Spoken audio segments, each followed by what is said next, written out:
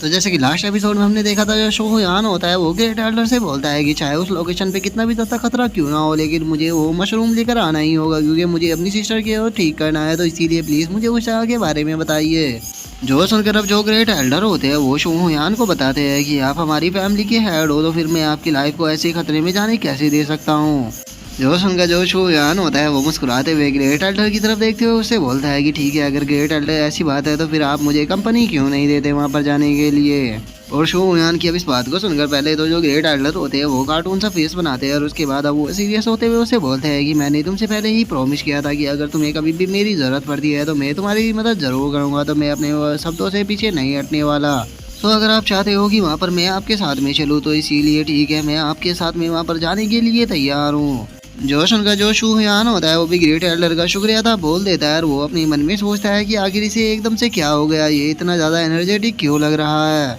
और शूहयान के इतना सोचती है अब जो निंग होती है वो ग्रेट एल्डर से बोलती है कि ग्रेट एल्डर, हम आपको बताना ही भूल गए कि कुछ देर पहले हम सोर्स एक्ट के किसी पर्सन से मिले थे जिसका नाम की मोजिन था। तो क्या आपको पता है कि वे यहाँ पर क्या कर रहे हैं। और अब सोर्स एक्ट का नाम सुनकर जो ग्रेट एल्डर होते हैं वो काफ़ी ज़्यादा शो हो जाते हैं, और वो शो होते हुए बोलते हैं कि क्या कहा तुमने, जो सोर्स एक्ट के लोग हैं वे पहले ही सिटी के अंदर आ चुके हैं। और इतना बोलकर अब जो ग्रेट एल्डर होते हैं वो एकदम से शूहयान को पकड़ते हुए उससे बोलते हैं कि यंग मास्टर प्लीज मेरी एक बात को मानना कि आपको सोर्स एक्ट के किसी भी बंदे को अपना एनिमी नहीं बनाना है। और अब ग्रेट एल्डर को ऐसे घबराता हुआ देखकर जो शूहयान होता है वो ग्रेट एल्डर से बोलता है कि ग्रेट एल्डर क्या हुआ, आप एकदम से इतना ज्यादा घबरा क्यों रहे हो, क्या सोर्स एक्ट कुछ ज्यादा ही पावरफुल है। जो सुनकर जो ग्रेट एल्डर होते हैं वो अपने मन में सोचते हैं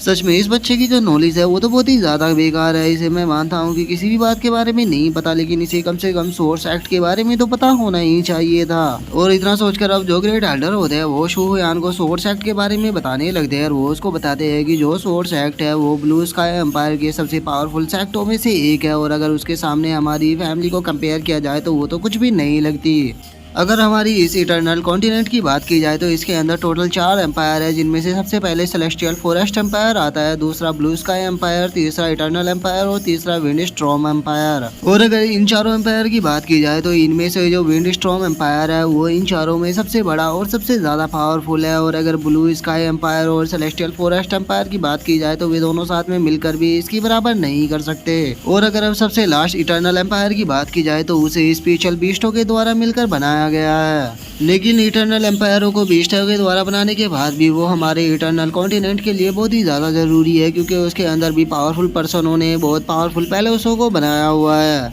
और अब अगर सोर्स एक्ट की बात की जाए तो ये ब्लू स्काई एम्पायर के अंदर आता है, जिसके अंदर की ये 3 सबसे पावरफुल सेक्ट है, और ये तीनों सबसे पावरफुल सेक्ट ही पूरे ब्लू स्काई एम्पायर की पावर है। इसीलिए जो सोर्स एक्ट है उसे बहुत ही ज़्यादा रिस्पेक्ट के साथ में देखा जाता है, और जो रॉयल फैमिली होती है वो भी सोर्स एक्ट के लोगों को बहुत ही ज़्यादा रिस्पेक्ट के साथ में ट्रीट करती है। और इतना बोलकर अब जो ग्रेट एल्डर होते हैं वो अपने मन में सोचने लगते हैं कि अगर मैं गलत नहीं हूँ तो जो हान फैमिली है उसका पक्का सोर्स एक्ट के साथ में कुछ ना कुछ रिलेशन है, इसीलिए हान फैमिली पिछले इतने टाइम से इतने अच्छे से ग्रो कर रही है। और इतना सोचकर अब जो ग्रेट एल्डर होते हैं वो शूहयान से बोलते हैं कि जो हान डू है उसकी अगर कल्टीवेशन की बात की जाए तो वो मार्शल इनहेंसमेंट स्ट्रियलम के इंटरमीडिएट लेवल पर है, लेकिन अगर उसकी फाइटिंग टेक्निक की बात की जाए तो उसकी फाइटिंग टेक्निक बहुत ज़्यादा अच्छी है, इसीलिए वो परफेक्ट लेवल के बंदे से भी फाइट कर सकता है। तो इसीलिए मुझे लगता है कि अभी तुम्हें अपनी कल्टीवेशन के ऊपर ध्यान देना चाहिए, क्योंकि जो तुम्हारा अपोनेंट है वो तुमसे अभी बहुत ज़्यादा पावरफुल है। और रही बात वो सेलिंग सी मशरूम की, तो उसे तो हम बाद में भी लेने के लिए जा सकते हैं।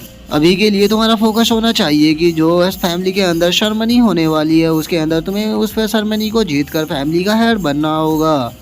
और अब ग्रेट एल्डर की इस बात को सुनकर जो शूहयान होता है वो भी थोड़ी देर सोचने लगता है, और अब थोड़ी देर सोचने के बाद वो ग्रेट एल्डर का शुक्रिया अदा करते हुए उससे बोलता है कि ग्रेट एल्डर, मुझे ये सारी इन्फॉर्मेशन देने के लिए आपका बहुत बहुत शुक्रिया, मैं प्रैक्टिस करने के लिए जा रहा हूँ। जो सुनकर अब जो ग्रेट एल्डर होता है वो भी शूहयान को बेस्ट ऑफ लक बोल देते हैं, जिसके बाद अब जो शूहयान होता है वो शूनिंग को लेकर वहाँ से जा रहा होता है, लेकिन तभी हम देखते हैं कि वहाँ पर कोई पर्सन छुपकर शूहयान को देख रहा होता है।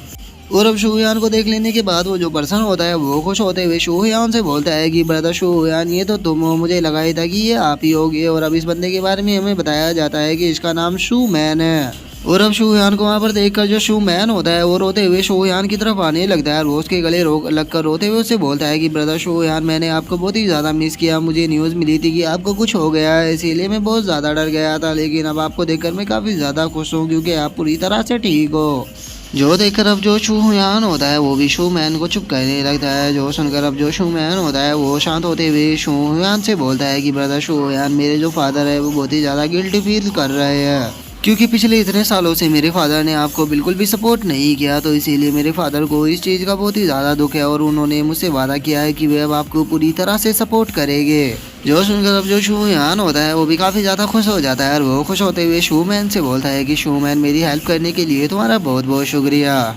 और इतना बोलकर अब जो शूयान होता है वो शूमैन के बारे में बताने लगता है कि जो शूमैन है वो मेरा कज़न है, लेकिन बचपन से ही उसके पास में कल्टीवेशन की क्वालिफिकेशन नहीं थी, इसीलिए जो शूमैन था वो हमारी फैमिली को बिजनेस में सपोर्ट करने लगा। लेकिन जो शूमैन था इसकी बिजनेस की स्किल बहुत ही ज़्यादा अच्छी थी, इसीलिए हमारी शू फैमिली के अंदर इसे मनी बैग भी कहा जाने लगा। और शूयान ये सोच ही रहा होता है, तभी जो शूमैन होता है वो शूयान से बोलता है कि ब्रदर शूयान, मैं सिस्टर शी होंग से मिलने के लिए जा रहा हूँ, तो क्या आप मेरे भी साथ में वहाँ पर चलना पसंद करोगे। और अब शीयोंग का नाम सुनकर जो शूयान होता है वो भी अपने मन में सोचने लगता है कि जो शीयोंग है इसके बारे में मेरे पास में ज़्यादा मेमोरी नहीं है, लेकिन मुझे समझ में नहीं आ रहा कि आखिर ये उससे क्यों मिलना चाहता है। लेकिन इसके चेहरे को देखकर मुझे ऐसा लग रहा है कि इसका उससे मिलने का कुछ ज़्यादा ही मन है, तो चलो फिर इसके साथ में चलते हैं। और इतना सोचकर जो शूयान होता है वो शूमैन से बोलता है कि चलो तो फिर वहाँ पर चलते हैं।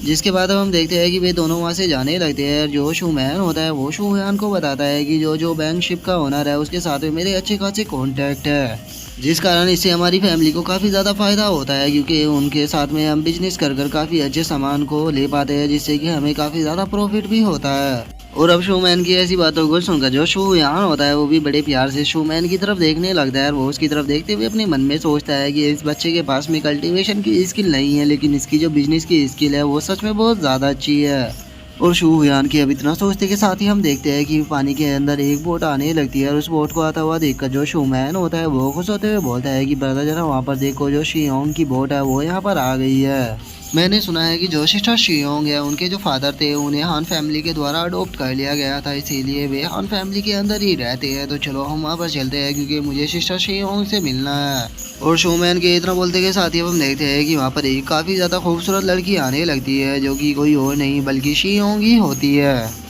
और अब शियोंग को वहाँ पर देखकर जो शूयान होता है वो भी उसकी तरफ देखने लगता है और वो उसकी तरफ देखते हुए बोलता है कि मानना पड़ेगा ये काफ़ी ज़्यादा खूबसूरत हो चुकी है, जैसे कि ये बचपन में थी उससे तो काफ़ी ज़्यादा बदल चुकी है।